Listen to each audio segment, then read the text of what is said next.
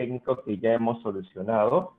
Agradecemos a todos y vamos a dar comienzo hoy a este webinar importante que Marge ha preparado para todos los presentes, que tiene que ver con el seguro de vida ley y la correcta declaración de beneficiarios. Un punto muy importante porque queremos darle un enfoque hacia nuestros clientes de mitigación de riesgos o eliminación de los mismos a partir de acciones simples que les permitan a las empresas no tener que ser partícipes a veces o intermediarios de problemas, ¿no? O dificultades que se tienen en el proceso de cobrar un siniestro de cara a los beneficiarios que viene a ser la familia del trabajador. Entonces, el día de hoy Ruth aquí nos acompaña. Ruth es una especialista en el tema de seguros de personas, tiene una experiencia de larga data en los seguros generales de personas, salud, y hoy hablando del seguro de vida ley, vamos a extraer de Ruth todos esos conocimientos adquiridos en el tiempo, esa parte casuística, experimental, que nos va a permitir llevar casos de la vida real, ¿no? Aunque parezca un nombre de novela, casos de la vida real, exacto, casos de la vida real al tema de los seguros, ¿no? Entonces, hemos preparado una presentación junto con Ruth que vamos a ir compartiendo en el camino. Así que, Ruth, dando inicio a este webinar y tomando este tema, ¿no? Vuelvo a repetir, el seguro de vida ley y la correcta designación de beneficiarios, me gustaría que tú, justamente en ese transcurso de años que has tenido experiencia de ver, ¿no? Y literalmente han pasado por tu mano casos que has tenido que revisar con compañías de seguro y asesorar a nuestros clientes. ¿Qué situaciones recuerdas tú que han generado problemas para familias que tienen una expectativa alta, importante, de cobrar un seguro y que finalmente chocan contra una pared de procedimientos o chocan contra una pared de recién enterarse de situaciones que los limitan o los retrasan o los perjudican en temas de cobro del seguro de vida ley? Cuéntanos un poco a todos, por favor. Sí, cómo no, Daniel. Muchas gracias. Buenos días ante todos, ante todo, y ofreciéndoles las disculpas del caso por la demora, pero acá estamos para hacerles conocimiento cómo es el seguro. Bueno, ya muchos lo conocen, pero a veces la casuística que tenemos a veces escapa un poco ¿no? del manejo, ¿no?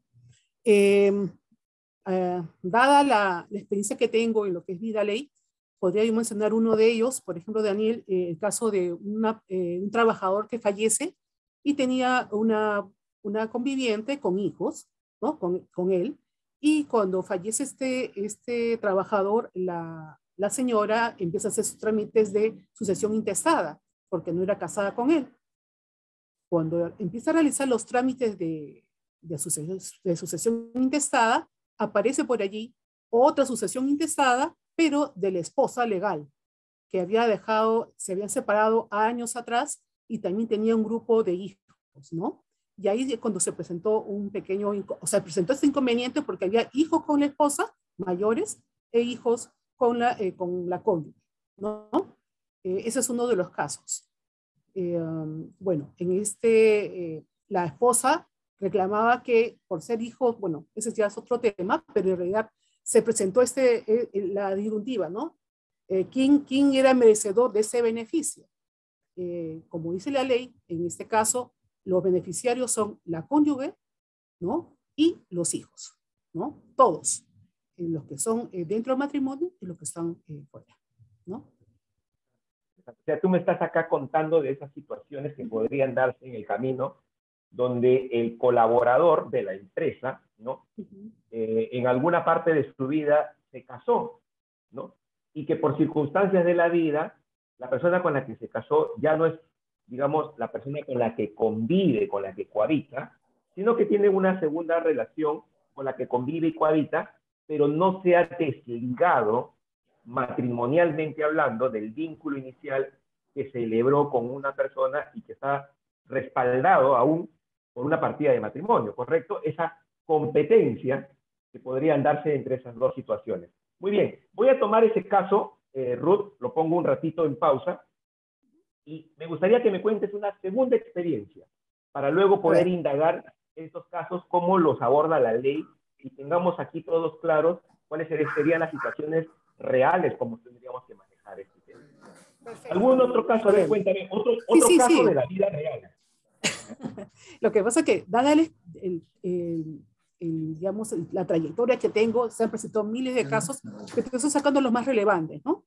Otro casito que tengo es, por ejemplo, de que un trabajador muy joven fallece debido a un accidente de tránsito, fallece, y se genera, digamos, los padres, porque no tenía pareja conocida, no tenía supuestamente hijos, gestiona la sucesión intestada y se gestiona la sucesión intestada, ¿no? A favor de los padres, porque son en la cadena de vida ley son los segundos, digamos, los beneficiarios, ¿no? Primero son cónyuge e hijos, y al no haber estos, pasa, digamos, el beneficio a los padres. En este caso, los padres empezaron a gestionar la sucesión, se levantó la sucesión, no hubo problema, pero cuando la compañía de seguros empieza a evaluar el caso, se da cuenta que en la boleta de pagos del trabajador, que era bastante joven, tenía un beneficio, tenía un aporte se llama beneficio familiar, Seguro es la asignación asignación familiar. seguro. Sí, Entonces, seguro. al haber asignación familiar, quiere decir, despertó, ¿no? Digamos, las alertas en la aseguradora y empezaron a decir, no, acá hay hijos, ¿no? Que los padres desconocían, ¿no? Y entonces empezaron a levantar la información y efectivamente había una niña de una relación de repente, no sé si era temporal o no, pero había una niña que tenía la partida de nacimiento con el nombre del trabajador. Entonces, en este caso, digamos, el beneficio se dio después de un trámite largo, se determinó que esa niña sí era hija del trabajador y se pagó el beneficio a la pequeña, ¿no? Como beneficiaria legal. Eso es otro de los casos. Interesante. O sea, en este caso, para el tema del seguro de vida ley, y acá las clientes nuestros que tienen a su cargo el tema de recursos humanos y personal, importante esta casuística. Para el tema de vida ley, él no había declarado a nadie. Y ese no había declarado a nadie puede tener dos causas. Nadie le dijo que debería declararlo, ¿no? O, habiéndole dicho que debería declararlo, él tomó una decisión de no hacerlo. No sabemos la realidad acá, pero o finalmente por la descuido consecuencia es lo también, mismo. lo que sucede, ¿no? A veces por descuido. Por descuido, ¿no? Finalmente la consecuencia es la misma. Para efectos del seguro de vida ley, y lo peor de esto en los temas de seguros de vida, es que cuando el seguro se activa, es exactamente cuando el asegurado ya no está, porque es justamente a consecuencia de la muerte. Entonces son otras personas las que tienen que gestionar el trámite. Y al no haber ningún declarado, ningún hijo declarado, ni matrimonio, ni nada, o sea, ningún beneficiario declarado, lo que la ley genera es una activación de prelación de derechos hacia otras personas naturales e incluso jurídicas, y de eso vamos a hablar y vamos a mostrar esa parte legal. Pero como dices tú, hubo una alerta, ¿no? Hay como un semáforo rojo intermitente que decía, pero qué raro, en su boleta aparece asignación familiar. Y la asignación familiar en la boleta sí tiene detrás, pues, una sustentación de que la asignación le correspondía por una carga familiar, llámese un hijo. Entonces, como que había una discordancia para dos beneficios, ¿no? Para dos beneficios sociales. El seguro de vida ley, recordemos, es un beneficio social también. De hecho, la ley tiene ese nombre y lo vamos a justamente ejemplificar hoy. Perfecto, mira Ruth, vamos a tomar esos dos casos de la vida real para llevarlos y contrastarlos contra la parte legal. Entonces, como estamos mostrando en pantalla, nos vamos a plantear una pregunta. ¿Qué pasa, tomando el primer caso que me contaste, qué pasa si existe una cónyuge, o sea, está casado con esta persona, ¿no? El trabajador, y también existe una concubina o concubino al momento del siniestro? ¿Qué va a pasar? A esta casuística le vamos a poner un nombre. A esta casuística la vamos a llamar prevalencia de un derecho sobre un mismo pago. Y como estamos ilustrando en la gráfica, voy a poner el puntero enlace, como estamos mostrando acá en la gráfica, tenemos un mismo objetivo, cobrar el dinero que le corresponde a uno de los beneficiarios. En este caso, el determinado cónyuge o conviviente. Pero hay dos personas, uno que dice ser el cónyuge y uno que dice ser el conviviente. Entonces, la pregunta es, ¿quién cobra? ¿A quién le corresponde? Muy bien. Vamos a hacer entonces un análisis desde el punto de vista legal.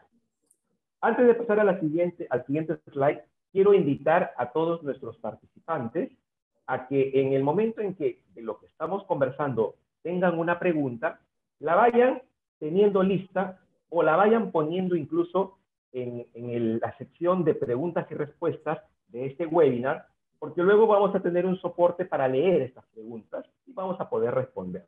Entonces, anímense los que quieren hacer alguna pregunta de lo que estamos conversando o de lo que vamos a conversar más adelante y la van poniendo en la sección de chat de preguntas y respuestas. Muy bien. Yo mencionaba que vamos a verlo desde el punto de vista legal. Y el primer soporte legal que tenemos es el decreto legislativo 688. Si bien es cierto, el seguro de vida de ley ha tenido modificaciones en el tiempo desde su dación, en el año 91, esta ley ha tenido modificaciones. También es cierto que en el año 91 no se inventó el seguro de vida de ley, por decirlo de alguna manera, sino que el seguro, y esto de repente es un dato poco conocido, data de 1911, desde el gobierno de Augusto B. Leguía, ¿no? En ese famoso y conocido oncenio de Leguía, porque fue un gobierno de 11 años. Desde ahí data el seguro de vida ley. Incluso la ley tiene un número, la 4916.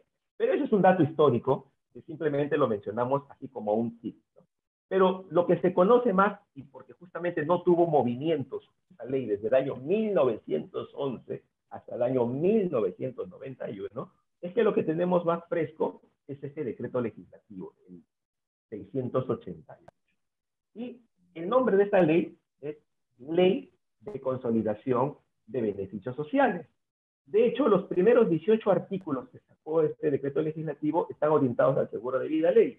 Y del artículo 19 en adelante, algo de 6 o 7 artículos, hablan sobre el tema de la CTS incluso.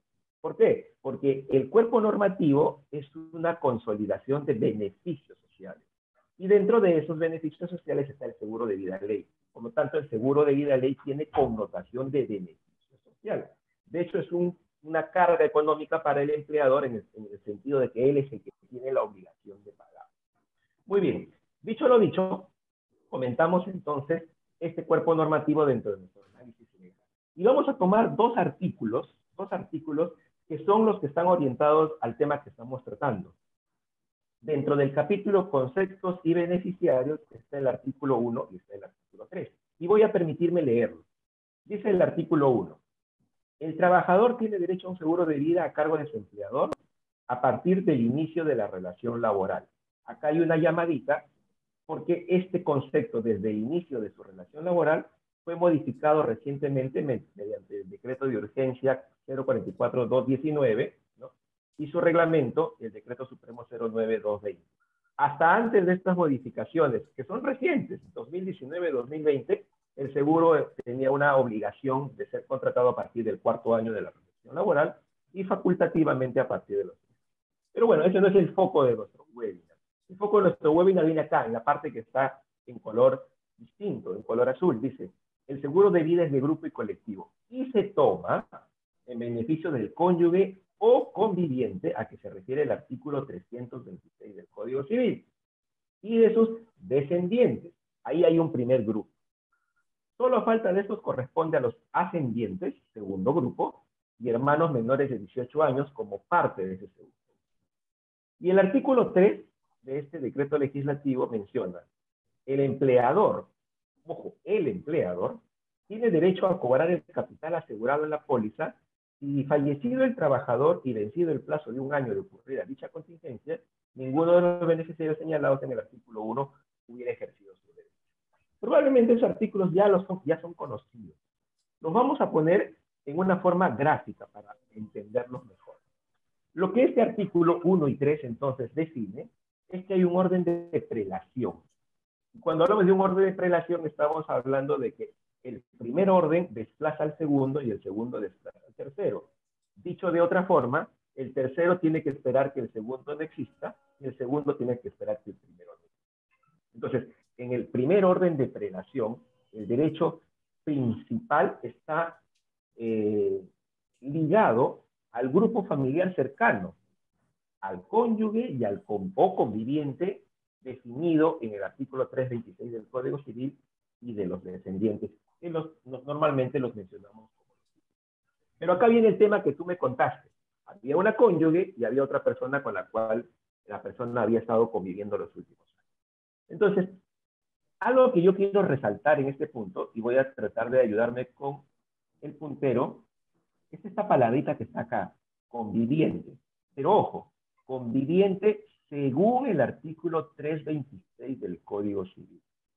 Este punto es importante para entender palabras como conviviente, concubino, concubinato y demás. Cuando este artículo del Decreto Legislativo 688 hace referencia al conviviente según el artículo 326 del Código Civil, lo que está haciendo referencia es que de todas las clases de convivientes que hay, y de repente esa palabrita puede sorprender, pero es así, de todas las clases de convivientes que tiene una persona, porque una persona tiene muchos convivientes, y eso lo voy a explicar en un momento. Solo aquellos convivientes que estén dentro del marco del artículo 326 del Código Civil pueden hacer las veces de cónyuge si es que la persona no está casada. Me voy a explicar mejor. Vamos a borrar esta referencia y vamos a pasar entonces a subrayar esta parte de lo que estamos presentando. Cónyuge o conviviente legal del artículo 326. Para eso, quiero que ustedes me ayuden a leer estas definiciones. Tú también, Ruth. Fíjense, los conceptos que yo he puesto aquí, según la Real Academia Española, nos van a permitir entender mejor esto. Fíjense acá a la izquierda el concepto de cónyuge. Cónyuge es la persona unida a otra en matrimonio.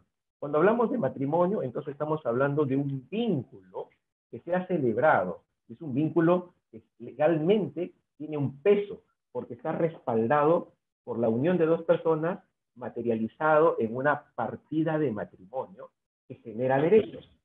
Entonces, el cónyuge es la persona con la que uno se casó, así de simple. Acá arriba está la definición de conviviente.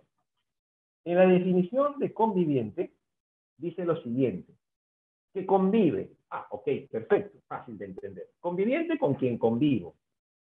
Y dos, cada una de las personas con quienes comúnmente se vive. Entonces, importante aquí esta aclaración. Cuando hablamos de conviviente, estamos acostumbrados a referirnos a la persona que, no estando casado con uno, hace veces de matrimonio. Sin embargo, la definición de conviviente es más genérica. Es aquella persona que convive conmigo. Puede ser entonces incluso un familiar, un amigo, un roomie. Todas las personas que conviven entre sí son convivientes. El mal uso de la palabra podría llevarnos a entender que nos estamos refiriendo a una persona en especial. Esa persona especial a la que le llamamos, por, vamos a decirlo así, usos y costumbres, conviviente, tiene un nombre, es el concubino o concubina. ¿Qué dice la Real Academia Española sobre la definición de concubino o concubina? Persona que vive en concubinato. ¿Y qué es concubinato? Relación, fíjense acá, relación marital de dos personas sin estar casadas. Entonces, aquí tenemos ya las definiciones reales. Una persona o tiene un cónyuge o tiene un concubinato, un concubino. Y fíjense en lo que estoy diciendo. O tiene un cónyuge o tiene un concubino. No estoy diciendo tiene un cónyuge y tiene un concubino, porque la definición no es de inclusión, o sea, no puede tener un cónyuge y un concubino. Son dicotomizas, o uno o lo otro, y eso lo expresa la ley. Y ahí entonces nos vamos a dar ayuda o soporte en el derecho común. El derecho común recoge pues toda la legislación general de derecho civil, penal, ¿no?, procedimental, Y nos vamos a soportar dentro del derecho común específicamente en el Código Civil. Y vamos a irnos al artículo 326 del Código Civil para entender el concepto de concubinato desde la perspectiva de unión de hecho, que es el término legal que utiliza el derecho común, específicamente el Código Civil. Y voy a leer junto con ustedes. Dice, ¿qué es la unión de hecho? La unión de hecho es una unión voluntaria realizada y mantenida por un varón y una mujer. Así es como lo dispone hoy por hoy el Código Civil.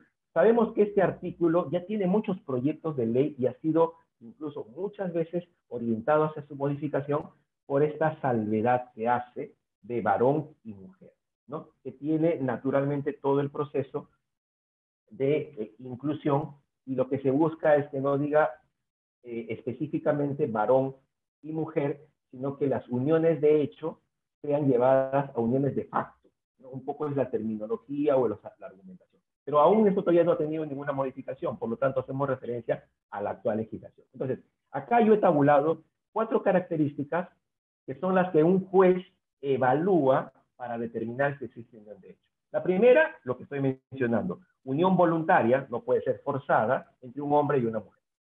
Luego, y más resaltado, libres de impedimento matrimonial. Y acá está el kit del asunto. Tercero, con finalidades de cumplir deberes semejantes a los del matrimonio. O sea, por ejemplo, tener hijos. Y cuarto, esta unión se sujeta a un régimen de sociedad de gananciales en cuanto le fuera aplicable, siempre que dicha unión haya durado por lo menos 2 años. Entonces acá está el cuarto requisito, superior a 2 años, que esta relación tenga más de 2 años. Entonces, si un varón y una mujer han convivido más de 2 años, tienen pruebas de demostrar que han tenido una relación de deberes semejantes a un matrimonio, como adquirir bienes, como tener hijos, como convivir, repito, y están los dos libres de impedimento matrimonial, o sea, no están casados con otra persona, ahí ellos pueden pedirle a un juez que determine mediante resolución una unión de hecho. ¿Qué genera la unión de hecho? Genera los mismos derechos exactamente iguales a los de un matrimonio. Es una decisión personal. No me quiero casar con una persona, pero quiero tener una unión de hecho.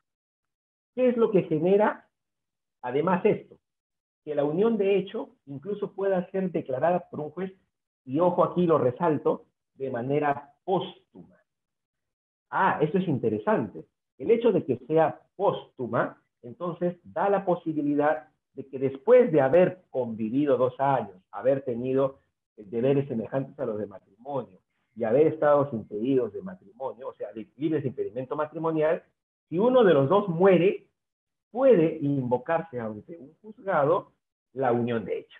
O sea, puede ser en vida, los dos están de acuerdo, van a un juez, o puede ser uno de los dos integrantes, el sobreviviente, y pedirse a un juez. La lectura de estos 2 años se contabiliza desde que se puede probar que ha habido esta cohabitación. Además, este último párrafo menciona que la unión de hecho se acaba con la muerte, con la ausencia de uno de los dos, o sea, se va de la casa, se rompe la unión de hecho, por mutuo acuerdo, así como hubo mutuo acuerdo para hacer la unión de hecho, hay mutuo acuerdo para deshacer la unión de hecho, o por decisión unilateral. O sea, uno de los dos puede decir ya no. Esta unión de hecho produce derechos y deberes sucesorios, similares a los del matrimonio. Son aplicables al integrante sobreviviente, al que sobrevive de la unión de hecho, todos los artículos del Código Civil que tengan que ver con el tema del código. O sea, en términos prácticos, una unión de hecho es exactamente igual en temas de derechos civiles a las de un matrimonio, con la diferencia que pueden generarse en vida cuando están los dos y puede generarse en muerte cuando uno de los dos le demuestra a un juez todos los puntos que la ley exige. Entonces, este tema de impedimento matrimonial genera que no pueda una persona decir, yo estoy casado todavía, pero tengo mi concubina. No puede tener concubina. Lo que puede tener es una conviviente. Va a ser declarada concubina cuando haya una unión de hecho con sentencia firme de un juez. Y el juez no va a dar esa sentencia firme si uno de los dos tiene un matrimonio. Entonces, llevado a la práctica, el Código Civil nos permite identificar estas casuísticas. Si una persona está casada con otra, existe partida, aun cuando no conviva con él, y tiene, por el otro lado, una persona que se declara concubino, ¿no? Esta persona, finalmente, que se declara en concubino, no va a lograr, mediante un juez, que lo declaren como tal, concubino. Solamente va a tener características de conviviente, como lo tiene cualquier persona que cohabita con otra. Entonces, en términos reales, si hubiese un siniestro sobre esta persona, el que realmente va a ostentar un derecho ante la compañía de seguros va a ser el que demuestre el vínculo matrimonial, mientras no exista el divorcio. Si el divorcio se hubiese dado, esta persona sí pudiese obtener un concubinato. Pero si el matrimonio persiste y no hay divorcio, esta persona no puede tener una unión de hecho si uno de los integrantes está casado, y en este caso la persona con la que está cohabitando está casada. Otro ejemplo, si hay dos personas que ostentan tener un concubinato. Entonces, esta persona no está casada con ninguna, pero de alguna manera cohabitó, convivió con él y también cohabitó y convivió con él. Y puede darse el caso, porque hay casos reales, que puedan ser esto temporalmente en fechas distintas, que primero hubo una fecha en que convivió con esta persona y una segunda fecha que convivió con esta persona. Pero también se puede dar casos en que haya convivencia en los dos. Y ahí es trabajo del juez demostrar quién de las dos personas tiene realmente el derecho a ser declarado concubino. Ni la compañía de seguros entra incluso a tallar en ese tema. Es un juez quien, con todas las pruebas escritas, citas, demostrables, finalmente él termina definiendo quién tiene derecho. Entonces, el que obtenga esa sentencia judicial es el que va a tener derecho a cobrar el seguro. ¿Por qué? Porque con la resolución, él dice, existe una unión de hecho probada y está declarada por un juez. Y al haber una, ya no va a haber una segunda. No va a poder existir una segunda resolución que también determine que esta persona haya ocurrido. Ahora, Daniel, ¿podría darse que los dos obtengan una sentencia? En el hipotético caso, no, porque legalmente no puede haber dos, pero en la realidad podría darse si es que, por ejemplo, estas dos personas han generado procesos geográficamente en zonas totalmente distintas, y debido a que todavía en nuestro país el concepto de integración de información en línea no necesariamente ha llegado a los rincones más alejados de nuestro país, podría darse un supuesto, un caso casi utópico, donde dos personas obtengan una sentencia a favor de concubinato. ¿Qué va a pasar en ese caso? Nuevamente la compañía de seguros va a decir, probablemente esto tiene que determinarlo nuevamente, porque finalmente la ley exige que solamente una persona tenga un tema de concubinato. Entonces, eso responde a tu pregunta inicial, Ruth, del tema de qué pasa, qué sucede o quiénes tienen derechos cuando sobre un mismo porcentaje, una misma parte o participación del monto del dinero que le corresponde, según la ley, al cónyuge o conviviente, aparecen dos personas que ostentan. Esta es la explicación legal. Y cuéntame, sí, efectivamente. tomando este caso, ¿así pasó en la compañía? La compañía pagó, digamos, en forma equitativa a ambas esposas a la esposa legal y a todos los hijos, ¿no? Porque sustentó que excluyó ella, a la otra persona. a todas, sí, porque la primera esposa no quería incluir a los hijos de la otra, de la concubina, no quería, a pesar que tenían una convivencia larga, no quería hacerlo, pero tuvieron que, en la sucesión se determinó eso, ¿no? La esposa y todos los hijos que existían. Miren, vamos a aprovechar a leer algunas preguntas. No sé si tú me Sí, puedes ayudar. exactamente, eso te iba a decir, Daniel. Hay varias preguntitas, no sé si lo vamos, ¿ya? Corramos con las preguntitas. Ya, al final o ahorita lo hacemos. No, aprovechemos las que están hasta ahí, hasta el tema que hemos visto. Ok. ¿Y qué pasa cuando el trabajador hace en vida la declaración jurada y no incluye al cónyuge a pesar de tenerlo? ¿La aseguradora lo paga igual? Y si lo hace, ¿el viudo puede reclamar y a quién lo hace? Muy bien, esa pregunta la vamos a responder justamente en la parte donde enlazamos. Ahorita estamos hablando qué dice el derecho, pero viene el tema de ¿y qué pasa cuando en la declaración pusieron otra cosa? No hay problema. Esa pregunta la vamos a responder en la parte ok. final. Después ¿Otra? dice, sí, si no hay beneficiarios declarados como esposa, hijos o padres, ¿puede el trabajador declarar hermanos? De no ser así, no tiene También lo sentido. vamos a Sí, responder. también creo que eso va en la segunda parte, ¿no? Eso va en la segunda parte, no hay problema. Sí, de no ser así, bueno, termino la pregunta, no ser así, tiene sentido que la empresa aporte el seguro de vida de ley por un trabajador que no tendrá beneficiario, sí tiene sentido, ¿no? Pero lo vamos a contestar más adelante. Luego, otra pregunta dice, tengo un trabajador que es huérfano y no tiene hermanos, fue criado por su abuela, ¿a quién se debe considerar en la declaración de beneficiarios? También creo que Bien, lo se, vamos a se contestar. responde la siguiente. Sí, ¿Cómo se exacto. indemniza si solo el trabajador tiene un hijo mayor de edad, adulto, no es casado, no tiene padres? También, creo que todas las preguntas están Todos son, orientadas sí. ¿Cuánto al tema de tiempo la toma el ausencia. proceso? Ya. ¿Cuánto tiempo toma el proceso de pago de beneficios? Es una pregunta que nos ponen acá. ¿Cuánto tiempo tiene el proceso de pago de beneficios? Más o menos 20 días, ¿no, Daniel? O sea, la ley establece que una Ujú, compañía de seguros debe pronunciarse sobre un pedido de pago dentro de los primeros 30 días calendarios.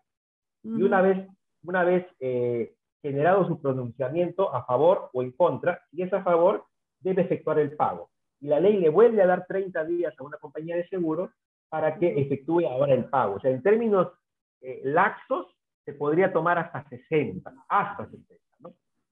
Pero a partir de las 72 horas de haberse declarado consentido el siniestro, empiezan a correr intereses legales. Eso es lo importante. Entonces, Ujú. esa es básicamente la parte legal. En la práctica, ya las compañías de seguro ponen tiempos más cortos, ¿no? Acá es algo importante. Bueno, la mayoría son preguntas que se van a ir respondiendo en la siguiente etapa, ¿no? Dice, buenos días, como en el caso que nos mencionan, siempre se deben actualizar la declaración jurada, es decir, si tengo un hijo nuevo, si contrae matrimonio, ¿y qué pasa si fallece el titular y no actualiza su declaración jurada? ¿Pierden el beneficio los familiares? También eso está para el final. Yo creo que todas También. las preguntas nacen Sí. naturalmente sobre lo que vamos diciendo que dice la ley, y cuando lo contrastas con la realidad encuentras muchas casuísticas, pero todas se engloban en el concepto de declaró a otro, no declaró a otro, no actualizó su información, tuvo hijos, no se divorció, sí se divorció. Entonces, ¿qué te parece, Ruth? Si tú le Sí, vas dando una miradita a estas partes ya, perfecto. y vas recogiendo de repente una que no se conteste al final, sino al final todas estas van a ser contestadas Yo con algunas he total estado claridad. contestando ya, Dani, para ir avanzando, Perfecto, contestando lo que más perfecto, o menos, pero para ir viendo el siguiente tema, perfecto. ¿no? Mira, voy Ujú. entonces al siguiente tema porque tú también comentaste de un joven que no había declarado al menor hijo, pero sí tenía una asignación familiar. Entonces, esta es la pregunta. ¿Qué pasa si no existe beneficiarios declarados, pero se conoce de su existencia? La empresa podría, por otros motivos, conocer la existencia de un beneficiario, pero no está declarado. Y no está declarado por muchos motivos. No hizo la declaración, no actualizó la declaración, o no se le informó que tenía que hacer la declaración. Cualquier fuese el motivo, la causa es la misma. Entonces, a esta casuística la vamos a llamar concurrencia, pero fíjense acá, o desplazamiento de la expectativa sobre un mismo pago. ¿Qué quiere decir acá? Que hay más de una persona que está ostentando el mismo porcentaje de pago o la participación del mismo. Pero lo que puede pasar es que finalmente se enteren que los dos tienen derecho y por lo tanto, este que está acá ya no va a cobrar 100, ni este de acá va a cobrar 100, sino va a cobrar el 50 y el 50, o sea, van a concurrir. Pero la otra podría ser que lo desplace. Quiere decir que él pensaba cobrar 100, pero ante la aparición desde la derecha, él cobra 0 y él cobra 100. Lo desplaza. Y eso tiene que ver con el tema de la prelación. Porque tú comentaste en el caso de la vida real de que los padres estaban atentos a cobrar el seguro porque no había ni cónyuge ni hijos. Pero Así de es. pronto aparece el hijo y el hijo del fallecido, y lo que hace es ni siquiera concurrir con ellos, sino desplazarlos en el derecho, Ujú. porque aparece uno de primera prelación. Entonces, ¿cómo funciona esto? Usando el mismo gráfico que hemos mostrado, en el primer orden prelatorio está, además del cónyuge conviviente que ya lo explicamos, están los descendientes.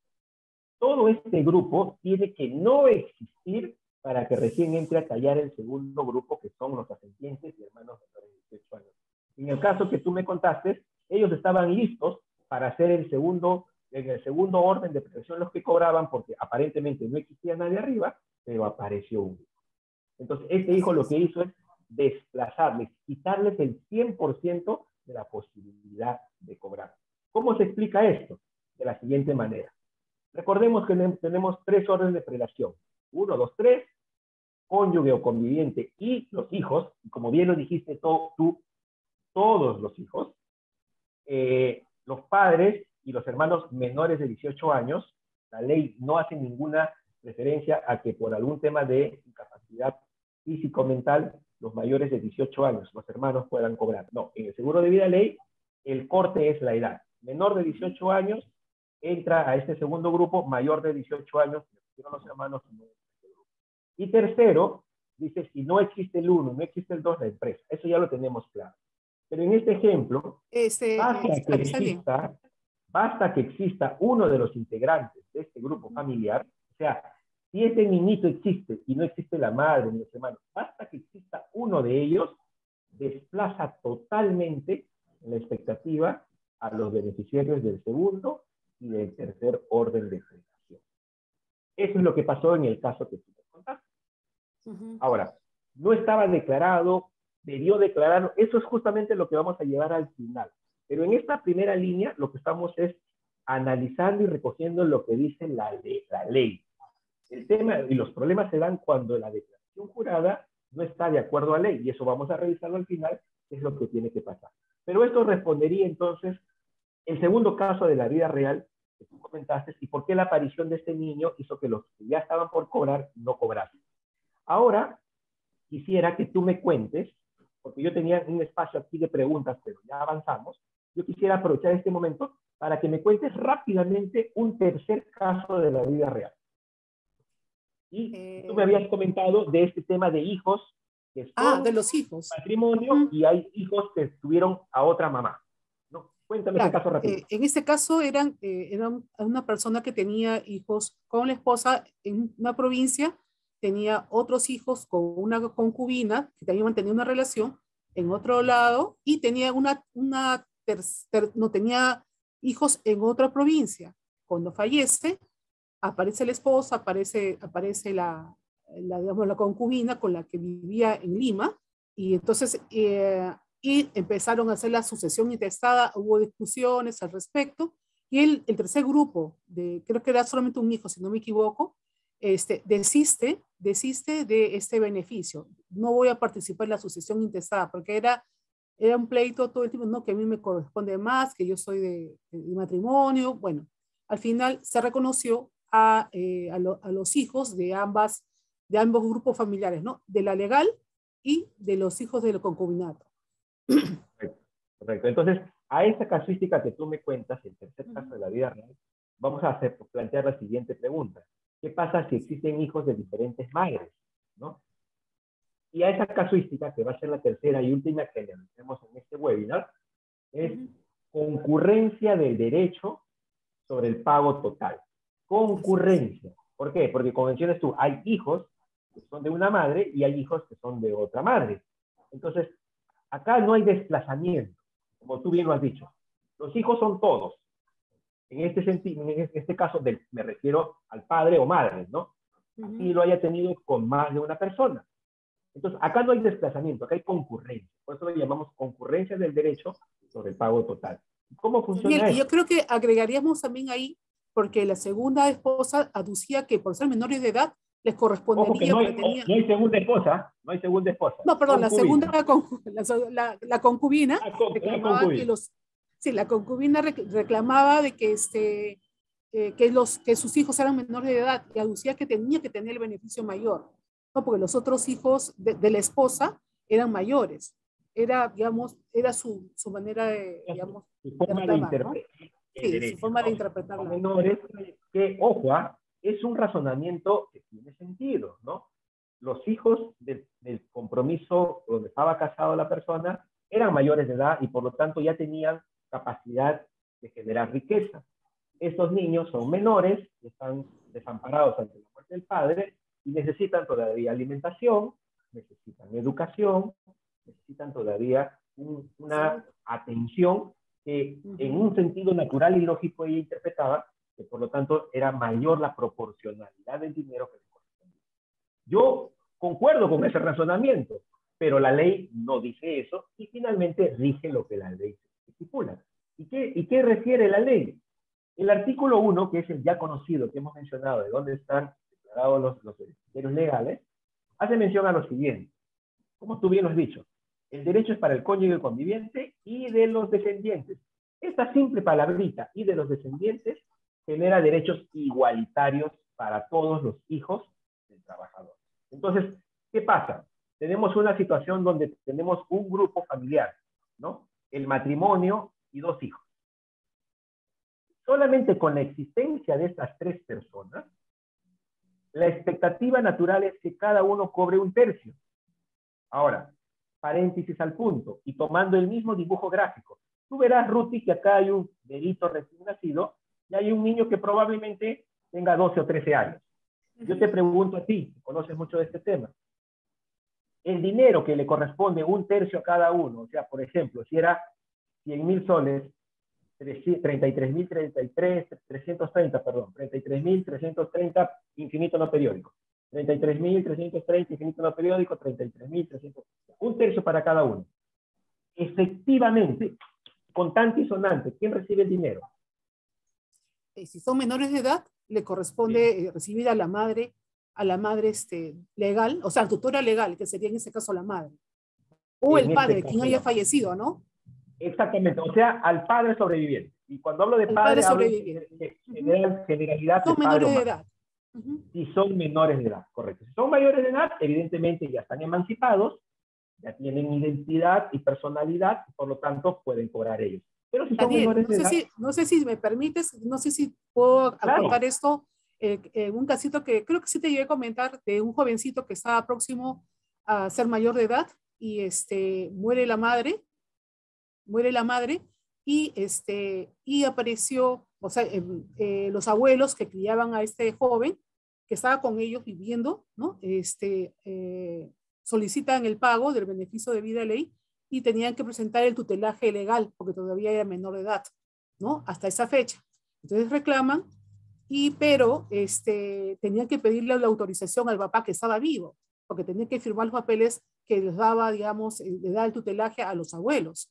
El papá se entera y solicita el beneficio como tutor legal. Se empieza a acercar al hijo. Apareció de un momento como obra y gracia, ¿no? Apareció y dijo, no, mi hijo se empezó a acercar al joven, y bueno, los abuelos reaccionaron y interpelaron esto, ¿cómo se llama? Pasó de que tuvieron que esperar que el niño cumpliera la mayoría de edad porque el papá no firmaba y reclamaba el pago, pero los abuelos pudieron detener, digamos, el trámite porque presentaron que este papá tenía una serie de, digamos, de juicios por pago de alimentos. O sea, nunca había cumplido, nunca se había presentado como papá, pero ahora le había venido, pues, ¿no? Se había dado la papá. Lo que me cuentas, ¿no? Acá la recomendación, o sea, para los que tengan una situación similar o conozcan una situación similar, la ley dice que cobra el padre o tutor legal, como bien lo has dicho tú. Cuando uno es padre de un menor, inmediatamente adquiere una figura legal que el Código Civil la llama patria potestad. Eso es algo natural, no tienes que hacer ningún trámite más que haber reconocido a tu hijo. Entonces, el tutor legal por defecto es el padre, porque ejerce la patria potestad. Sin embargo, podría darse la situación que tú das. Un padre ausente, alejado, que si bien es cierto reconoció al hijo en firma, después de eso no se supo nada de él. Cuando hay esas situaciones y no se hace nada al respecto, este señor sigue ejerciendo la patria potestad, a pesar que ha estado ausente. ¿Cuál es la forma de romper ese defecto legal, por decirlo de alguna manera? Que quienes ejercen realmente la tutela, la custodia del menor, y por lo tanto responsables de su alimentación, educación, vestimenta, sean las personas que inician un proceso que, como tú bien lo has dicho, se llama tutela o tutelar, para que sean declarados mediante un juez tutores del menor. Y al ser declarados tutores del menor, desplazan al padre en la patria potestad. Por eso es que la ley dice, lo cobra el padre o el tutor legal declarado. Entonces, en este caso, si los abuelos hubiesen tenido la tutela ya declarada, hubiesen desplazado al padre en automático. Si el proceso todavía no culminaba y el padre estuviese ahí, pasa lo que tú has dicho. Hay como que un tema de que está a punto de salir. Pero en el caso que tú me contaste, por casualidades de la vida, ya faltaban unos mesecitos para que el niño cumpla 18. Entonces, mientras estaban en litigio, el menor cumplió 18 años, adquiere emancipación, adquiere capacidad financiera, de apertura legal y todo, y ya Apertura la legal. pelea entre, la pelea entre quién ejerce la patria potestad quedó desfasada y el dinero lo cobró él, el mayor de edad. El Importante el caso. beneficiario. Ajá. Pero bueno, volviendo al tema, ¿qué pasa entonces si aparte de estas tres personas que tienen una expectativa de cobrar un tercio cada uno, y que incluso la madre, haciendo la patria potestad, su expectativa es de que ella va a recibir el dinero de todos, porque la ley así lo dispone cuando hay menores de edad, hay un menor o mayor, cualquiera sea la edad, hijo, pero de otra madre. Lo que tú has contado es que siempre empieza a haber acá un tema de conflicto, ¿no? Ellos no quieren que ingrese en la participación, la madre de este menor sí quiere que ingrese en la participación. Finalmente esto se resuelve simple, la ley lo dispone. La ley dispone es todos los hijos. Acá no hay ningún margen de exclusión porque el hijo fue dentro del matrimonio, fuera del matrimonio, no hay ninguna diferenciación. Acá la ley es igualitaria y es los descendientes, los hijos. Por lo tanto, que él entra a participar en el grupo y el beneficio ya no es un tercio para cada uno, sino un cuarto para cada uno. Evidentemente, esa diferencia entre un tercio y un cuarto hace que la participación de cada uno se reduzca y ahí está muchas veces el motivo por el cual tratan de desplazar a un hijo que no es netamente conocido o dentro del matrimonio.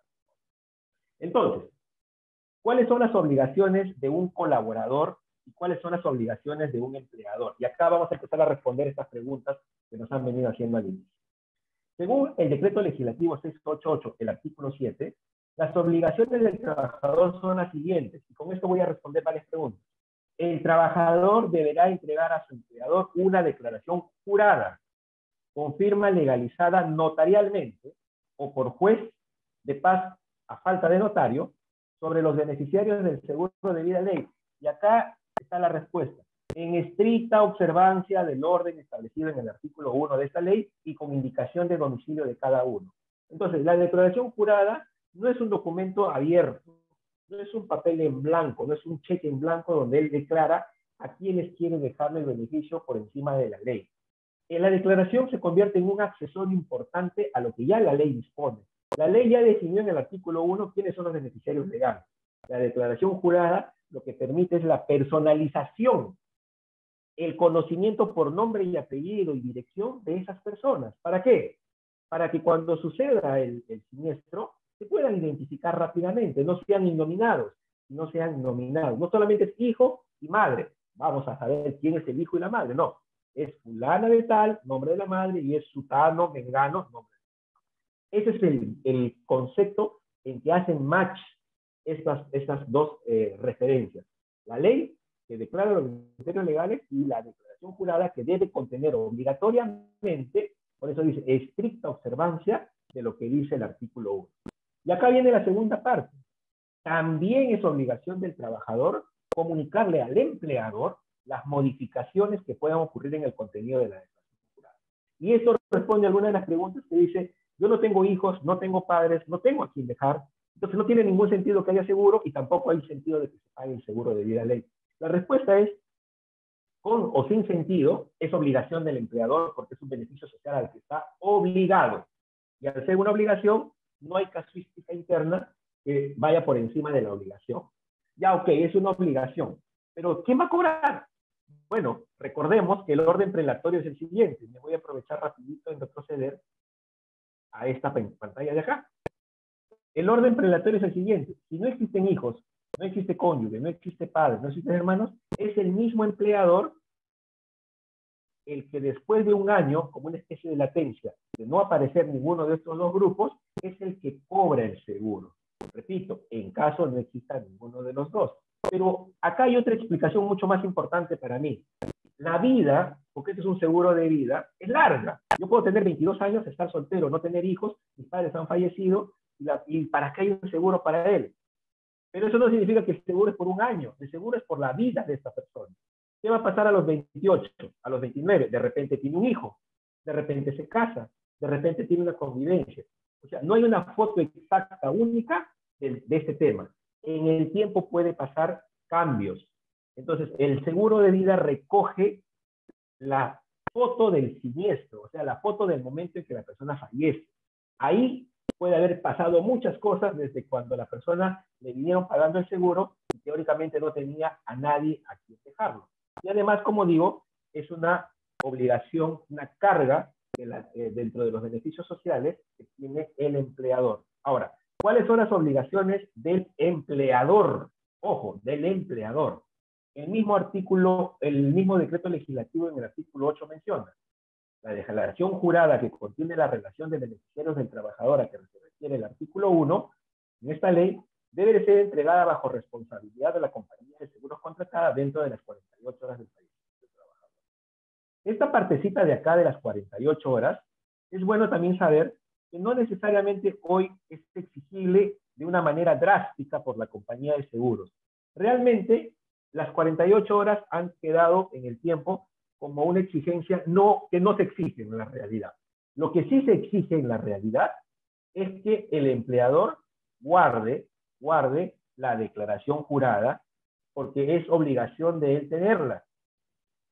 Es obligación del trabajador dársela al empleador y es responsabilidad del empleador custodiarla hasta el momento del siniestro. Así no sea que le entregue a las 48, a las 72, al momento que se conozca la va a entregar, ¿no? Pero ojo, ahí hay una obligación del empleador. Y la otra obligación, que es mucho más reciente, que nace con otra legislación, es a partir del 2011, ¿no? Se da el Decreto Supremo 003-2011 del Ministerio de Trabajo, que recoge el reglamento de la Ley 29549, que es la creación del registro de contratos de seguro de vida ley. ¿Qué nace a partir de este año? La obligación del empleador de registrar en una página del Ministerio de Trabajo a los contratos de seguros de vida. Y dentro del registro del contrato del seguro de vida está la obligación del registro del colaborador y el registro de los beneficiarios. Entonces la pregunta es, ¿cómo un empleador podría llenar este formulario si no tiene la declaración jurada creada y actualizada? O sea, yo ya estoy haciendo una especie de spoiler de hacia dónde apuntamos con los tips que vamos a dar al final de cara al empleador para que todo este proceso sea un proceso perfecto, si lo podemos llamar así, o que al menos elimine los problemas que actualmente se dan por dos cosas: o la inexistencia de la declaración jurada y tener que recurrir a testamentos y expresiones intestadas, o por la desactualización del mismo, que hace que haya problemas justamente de existencia de personas que no están inscritas en la declaración. Entonces, esta legislación, el Decreto Supremo 003-2011, en el artículo 4 dice registro obligatorio. La administración de la información contenida en el registro obligatorio de los contratos de seguro de vida está a cargo de la Dirección de Seguridad y Salud del Trabajo del Ministerio de Trabajo y Promoción del Empleo. Y ojo, tiene como finalidad verificar el cumplimiento de la obligación del empleador con respecto a la contratación del seguro de vida en beneficio del trabajador. Quiere decir que el Ministerio de Trabajo tiene un ente, un anexo, que va a inspeccionar en algún momento a los empleadores que están cumpliendo con la obligación de hacer el registro de la contratación del seguro en esta página del Ministerio de Trabajo. Y el artículo 5 ya lo que recoge son los datos obligatorios que el empleador tiene que registrar. Y entre ellos, fíjense ustedes, en el punto 5 dice datos del beneficiario. Tiene que registrar en este formulario la declaración de beneficiarios, nombres, apellidos y grado de parentesco. Los contratos de seguro de vida de ley se registran dentro de los 30 días de calendarios luego de suscrito el contrato laboral, ¿no? A través de la página web. Entonces, atento con esto, mis queridos amigos. Hay un tema de registro obligatorio y hay una página. Yo he puesto aquí como para que hagan un screenshot, pero también se los podemos compartir, dos links. Este link que está acá, el que tiene como dominio trabajo.gov.p, es el link donde se tiene que hacer el registro obligatorio. Me voy a permitir mostrarles rápidamente la página porque lo tengo abierto aquí donde ustedes tienen que hacer este registro. Permítanme un segundito y voy a compartir esa página. A ver, para que ustedes lo tengan rápidamente a la vista. Ese link los va a llevar a esta página. Esta página es una página del Ministerio de Trabajo donde está toda la explicación del seguro de vida ley. Hay un video importante que les sugiero ver, que no dura más de 3 minutos, que les guía a cómo hacer este registro.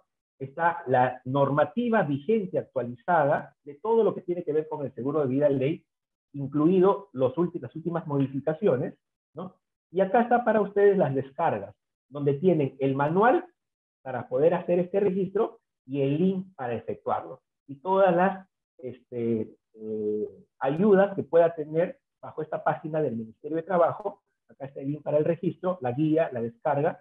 Y esto es importante que lo tengan porque, como menciono, es un registro obligatorio el que se tiene que hacer. Y el video de YouTube es ese mismo video que está ahí. Entonces ahí pueden hacerle un screenshot rapidito, ¿no? Y si no, también googleando, ponen ustedes registro obligatorio del seguro de vida ley MTC y los va a llevar a esta página donde ustedes pueden, que si ya la conocen, no hay ningún problema, ¿no? Yo estoy seguro que muchos de ustedes hacen este proceso, pero si alguno por ahí estaba un poco, digamos, en desconocimiento de este punto, este webinar nos está ayudando a identificar. Para cerrar entonces, ¿cuáles son las recomendaciones finales? La primera recomendación que yo les voy a dar es la siguiente, porque en el video de invitación decía, hay 2 simples acciones que son simples, no son onerosas y son fáciles de hacer para que el empleador pueda ayudar a romper esta problemática, porque esa problemática le salpica al empleador, porque es la familia que está atrás del empleador que dice, no me pagan el seguro, ¿por qué no le dijeron que llene la declaración? Esa declaración es antigua. Entonces, la primera recomendación es fomentar el correcto llenado de la declaración jurada de beneficiarios. Y aquí les quiero hacer una pregunta, y acá, Adrián, por favor, ayúdame con el soporte. Quisiera hacerles una encuesta rapidita, esto dura menos de 1 minuto. ¿Estás haciendo llenar la declaración jurada de beneficiarios a un colaborador al inicio de la relación laboral? Yo les pido que me ayuden ustedes a llenar esta encuesta súper rápida, porque esto es importante. Y acá quiero resaltar algo mientras ustedes van llenando la encuesta. Haces llenar la declaración jurada a un colaborador, ojo, al inicio de la relación laboral. Entonces, aquí está un poco la sugerencia. Ahora, la ley exige que la contratación del seguro sea desde el primer día.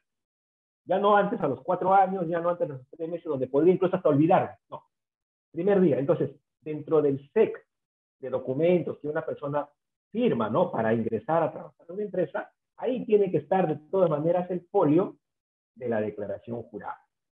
La votación hasta este momento va 86% sí, 87% cambió, 13% no, bueno, cambió, 86-14. Vamos a quedarnos con esa foto, 86% sí hace firmar y 14% no. Entonces, ese 14% en este momento se están llevando un tip que vale oro. Tienen que hacer llenar la declaración jurada. ¿Dónde está la declaración? Ahorita vamos a responder, no se preocupe. Vamos a finalizar la votación, Adrián, y guardamos esa información que estamos llevándonos, y vamos a pasar al segundo tip. Daniel, una cosita, yo creo que es importante recalcar que la declaración jurada queda en custodia con la compañía, recalcar eso, porque a veces le hacen llenar al trabajador, pero hay que legalizar esa declaración. Entonces, una vez que esté ya legalizada, regresa a custodia del empleador, ¿no? Y justo es lo que habíamos mencionado en el artículo 8, porque para reforzar lo que está diciendo Ruth, ¿no? Eso está en la ley, en el 688, artículo 8. La declaración jurada que contiene la relación de beneficiario del trabajador a que se refiere el artículo 1 debe ser entregada bajo responsabilidad a la compañía. Entonces la pregunta es, si tengo la responsabilidad de entregárselo a la compañía al momento del siniestro, entonces por ende tengo la responsabilidad de custodiarla. Y eso es lo que tiene que pasar, como dices tú. El empleador tiene que llenarla, su obligación, la empresa tiene que custodiarla, su obligación. Y el segundo tip, ¿no? La segunda acción simple, concreta, eficiente, no onerosa, es esta: fomentar la correcta actualización de la declaración jurada de beneficiarios. Y aquí, Adrián, soltamos la segunda encuesta. ¿Cuándo fue la última vez que masivamente, ojo con la pregunta, masivamente realizaste una actualización, me refiero a tú como empleadora, realizaste una actualización de la declaración jurada de beneficiarios de tus colaboradores. Hace un año, hace 3, hace 5, no recuerdo que se haya hecho. Son las 4 preguntas de la encuesta. Esto es importante porque acá viene el tema del tiempo. El trabajador puede tener 20 años trabajando conmigo y hace 20 años firmó la declaración. La pregunta es, hace 20 años, ¿su composición familiar sigue siendo la misma? De repente se divorció, de repente tuvo hijos, e incluso se dan casos en que fallece uno de los beneficiarios, puede haber quedado viudo y haber fallecido una esposa. Entonces tiene que actualizar. Ahora, cuando usted, tú me puedes decir, cuando tú, Daniel, preguntas, ¿cuándo fue la última vez que masivamente dije a todos actualicen? ¿Significa que hay una obligación legal de hacerlo? Ahí es importante decir que no es una obligación legal. En este punto no hay un marco normativo que diga que el empleador tiene que cada cierto tiempo hacerlo declarar. Esto vendría a ser más una acción proactiva de todos los empleadores que, pudiendo generar una mitigación del riesgo con esta acción, sería una buena sugerencia o sería una buena práctica del empleador. De repente que cada cierto tiempo, y si me piden ustedes a mi sugerencia, yo me daría por bien servido cada 5 años. Tampoco para que sea pues un proceso de todos. Con una actualización masiva, y ahí cuenten con March como su asesor para ayudarlos en este proceso, a generar las bases, a hacer el proceso, a responder las preguntas que naturalmente se van a dar cuando la persona tenga que actualizar su documentación. Nosotros estaremos ahí como March para acompañarnos en el proceso para responder las preguntas que hoy hemos trabajado, ¿no? Cómo la ley establece, define claramente quiénes son y a quién tiene el trabajador por obligación, y eso subrayo, por obligación, consignar en la declaración jurada. Entonces la encuesta la tenemos perfecta.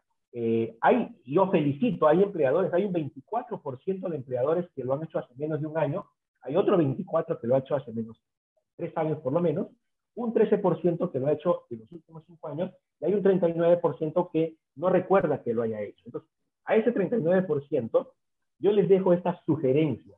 Les aseguro que les va a arreglar muchos problemas que se dan en el momento del cierre.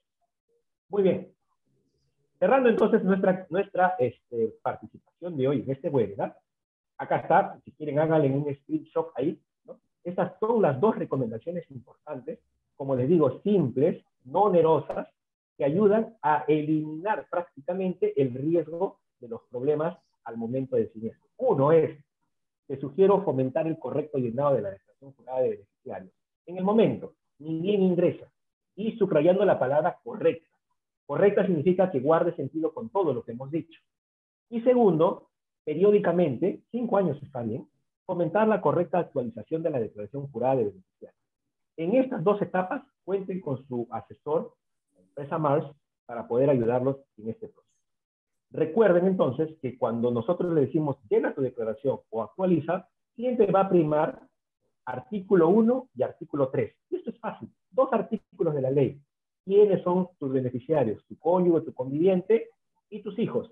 Y a falta de ellos, tus padres. Para eso, el Ministerio de Trabajo ha generado hace poco, en el 2020, ha sacado una resolución directoral general donde se ha autorizado un formato referencial de la declaración jurada. Y las compañías de seguros se adhieren a esto. Pero tu empleador también lo puedes tener. Y te voy a mostrar cuál es. Y con esto cerramos la parte de las presentaciones. Fíjate, la declaración jurada es un formatito simple. Permíteme un segundito mostrárselo. Que te va a ayudar a ti a tener clarísimo el tema, todo el tema que hemos hablado el día de hoy. Vamos a abrirlo, formato de declaración jurada de beneficiarios, y vamos a compartirlo para que ustedes lo puedan ver.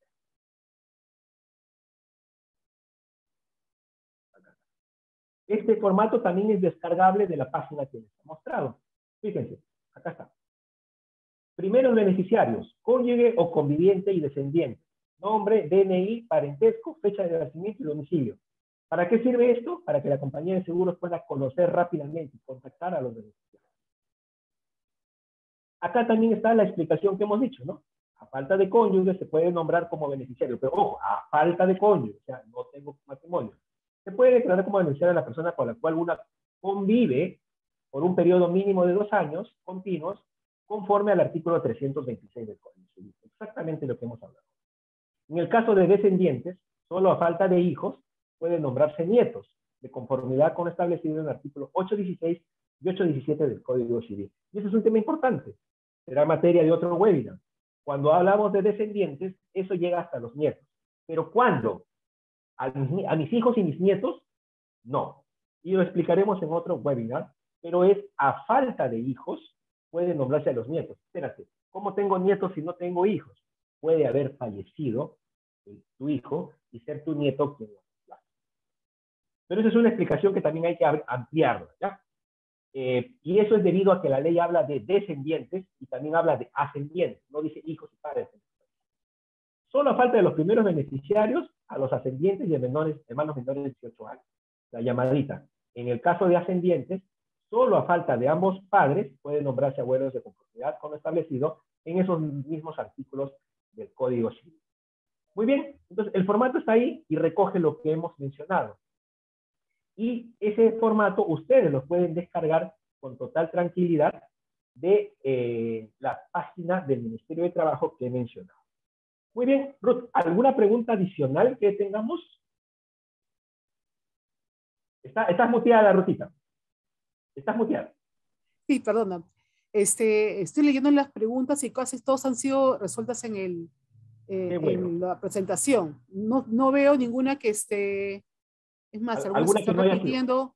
Sí, Perfecto. veo que se están repitiendo. Por ejemplo, hay una persona que dice de que tiene esposo y padres en su declaración. Solamente iría el pago para el esposo, ¿no? En ese caso, Exactamente, por así es. ejemplo. ¿No? Porque Así son es. cosas que se han ido hablando durante Exacto. pues ya son Miren, preguntas que se han ido quedan contestando. si quedan Pero algunas igual, preguntas, no Pero duden igual en yo creo, contactar. Dani, yo creo que Sí, podemos recoger estas preguntas acá y si hubiera una que no se ha sido respondida o no ha sido tratada en la presentación, podemos enviarle un correo, ¿no? sí, y yo sugeriría utilizar como canal a Ujú. su asesor de Mars. Trasládenle a su Así asesor es, de Mars las preguntas que probablemente por tiempo quizás no han sido respondidas.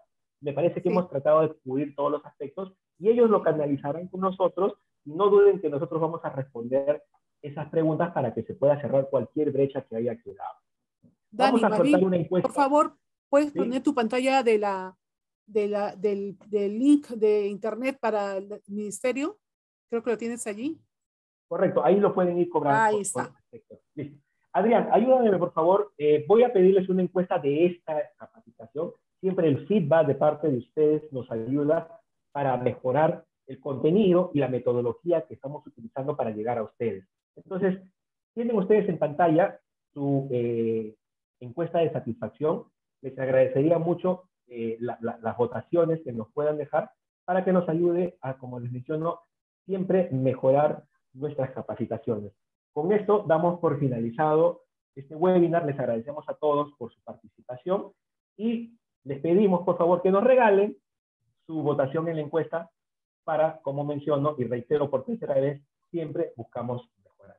Muchas gracias a todos los participantes y estaremos con ustedes en el siguiente webinar que trataremos desde el Marx College. Les invitamos a que siempre tengan este canal de difusión importante porque trasladamos contenido importante para ustedes. Agradezco también a Ruth por su participación y por A ti. habernos trasladado esa casuística de los casos reales, casos de la vida real, que nos han permitido abordar estos puntos el día de Y hoy. Dani, hay El que tema es tener en denso cuenta y puede que ampliar. la área de seguros es un universo Sí, y va cambiando constantemente de acuerdo a ley. Entonces, siempre hay que mantenernos actualizados, ¿no? es correcto, es correcto. Ujú. Muy bien. Muchas gracias, Ruth. Muchas gracias a todos. Los Gracias a dejamos ti. con la encuesta de Gracias a todos. satisfacción. No se olviden darla antes de irse. Muchas gracias a todos. Hasta luego.